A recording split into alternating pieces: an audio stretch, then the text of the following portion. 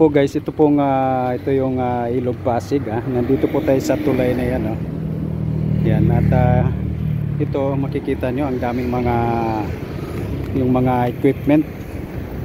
Dati-rati nung hindi pa umuugong itong tawag nito, hindi pa umuugong itong flood control scandal. Ito puro yan puro yan mga lupa yung nandyan sa tabi. Ang tagal-tagal na panahon yan, nakatiwangwang yan. Pero buti na lang ngayon at ngayon talagang nabulgar na yung mga ghost project o yung mga proyekto ng flood control na hindi natatapos. Ito ngayon yan, mukhang ito ginagalaw na nila, tinatanggal na nila yung lupa, yung mga lupa.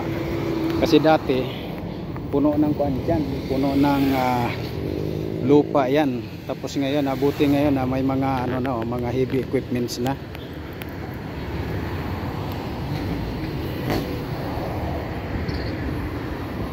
Ayun at hanggang doon yan. Yun, maganda naman talaga kung lalagyan nila yan, di ba? Yung ayusin nila na yung flood control yan, magiging maayos. Ayun sa kabila dati hindi kompleto yan, dulo lang.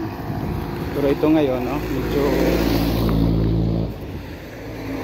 medyo okay na siya. Ginagawa na ng paraan na matanggal yung mga lupa na yan. Diba? Dati hanggang dito yung lupa. Kita mo yung equipment nila nasa dulo, hanggang dyan yung lupa. Matagal yan nakatiwangwang. Pero ngayon unti-unti na nilang hinuhukay. Dapat ganon tapusin talaga para naman maayos.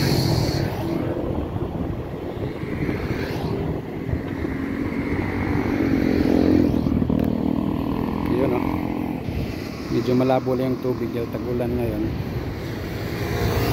Kukuhan yan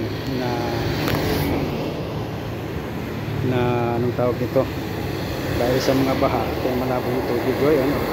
Pero sa ngayon parang walang gumagawa.